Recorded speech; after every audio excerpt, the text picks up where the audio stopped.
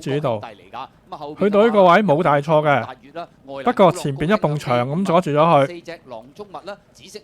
咁啊，霍榮星覺得唔對路啦。嗱，跟住好犀利噶，隻馬打斜咁飛出去噶。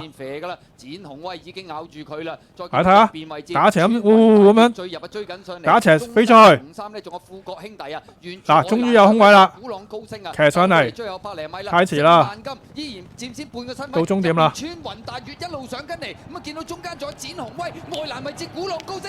好啦，翻嚟輸1有3/4個馬位，其實都跑得唔差嘅。末段呢就開咗個22秒41。大家好，又嚟到1668速看排位表，我係你哋嘅節目主持人 Jackie。星期日安排咗10場嘅沙田賽事，當中有3場泥地，7場草地。停賽騎師何永年、艾杜拿、田泰安、楊明倫。今日主要有2件事同大家分享。第一，今日有2隻懶懶地嘅心水介紹俾大家啦。第二，有網友問啦，點樣可以揾到一啲外國參考賠率？咁想知就唔好走開啦。上次拍咗條片介紹咗2隻馬俾大家啦，咁結果星際快車呢就6.2倍跑咗個第3啦，咁喬峰呢就11倍跑咗個第2。臨場喺個 WhatsApp 群組啦，咁我就俾多2隻馬大家參考嘅。第一隻就建測群英16倍跑咗個第3，咁第2隻北地烈馬呢，入閘嗰陣時10倍，最後呢就3甲不入。首先覆返一啲網友嘅提問，點樣可以攞到一啲外國參考賠率呢？咁巧，聽日星期6呢，就有1場澳洲賽事啦，咁另外夜晚又有英國賽事。我攞啱啱嗰個禮拜3化牛谷賽事做舉例，因為要參考外國賠率呢，要跑馬嗰日呢先至睇到啲賠率嘅。咁呢條片呢，係我星期3一早錄影咗噶啦。首先會打開個瀏覽器啦，譬如你用 Chrome 嘅，咁你打開個 Chrome 啦，跟住喺搜尋嗰度打 Oddschecker ODDSCHECKER， 跟住你會見到 Oddschecker， 撳入去，跟住揀 Horse Racing 即係賽馬啦，再撳入去揀地區，揀返化牛谷，呢個係星期3嘅 demo 嚟嘅，即係啱啱跑完嗰個禮拜3。咁之後入到去啦，第一件事你就要揀返分數或者小數位，如果唔係呢，佢就會出咗分數喺右上角，頭先黃色波波指住嗰個位，要揀返小數點先。之後你可以揀馬名啦，或者 number， 首先揀 number 先啦 ，class number， 跟住就可以揀返 name 就馬名啦，或者 favorites 啦，就係邊隻葉熱啲，由葉排到爛。好啦，跟住呢，我哋咪可以對咯。1號銀皇輕飄呢，香港就8.8倍，咁而佢喺外國參考賠率11倍。咁而成全者香港就6.2倍，外國就6倍。又或者金德兒香港就7.6倍，咁而外國賠率13倍。外國參考賠率究竟有啲咩幫助呢？咁如果跑外國馬呢，個參考價值係非常之高嘅。點解呢？因為我哋對於外國嗰個賽事呢，就冇啲鬼佬啊或者啲 poker 呢咁清楚嘅。好多時呢，莫亞喺外國呢係10倍或者20倍嘅，而香港呢係得3倍同5倍嘅。咁如果莫亞嗰隻馬係3倍同5倍實力嘅馬，外國又俾10倍至20倍你到，嗰啲莊家唔係傻噶嘛，佢俾10倍同埋或者20倍你到呢，輸死嘅會。我都研究過外國參考賠率呢，如果跑本地嘅賽事呢，化牛谷或者沙田呢，其實參考性唔係咁大嘅。但係如果跑一啲外國馬，譬如南非馬、澳洲馬或者英國馬呢，佢嗰個幫助呢，個參考性就好高嘅。我亦都強調返一點，喺香港合法可以買馬嘅地方呢，只會香港賽馬會一笪地方，而你去一啲外國個網站去買馬呢，係犯法嘅，唔啱嘅，係需要負上刑事責任嘅。咁而今次我介紹呢個網站呢，只不過係參考啲賠率，參考賠率呢，去睇下呢，係唔犯法嘅。下一條比較多人問嘅問題呢，就係去到 Oddschecker 呢，發覺揾唔到嗰個馬場啊，因為全部都係英文。咁而佢哋淨係知道啦，澳洲聽日跑東奔馬場。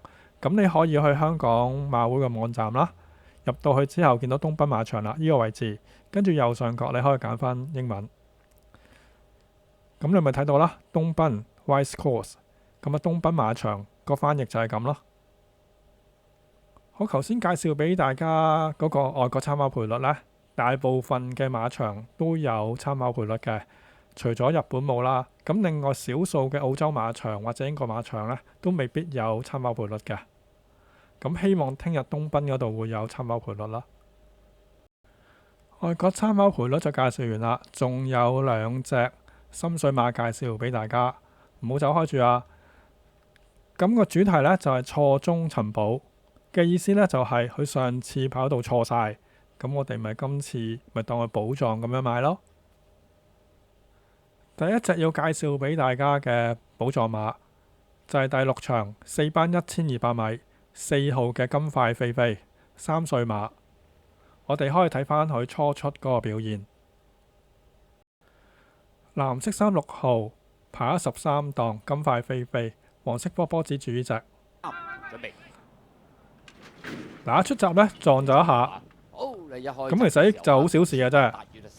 咁留咗喺後邊啦。前面快嘅馬拉合爾啦，外欄呢仲有展鴻威啊，最入嗰隻醒萬金。嗱，而家都冇跑錯㗎。中間仲有魅力星啦，綠色衫東方福寶啦，黃衫大面箍大約。留咗後邊。仲有機械大師啊，淺藍衫黃帽加應進馬，紅衫大約跟住個第8位。黃色波波指住呢度。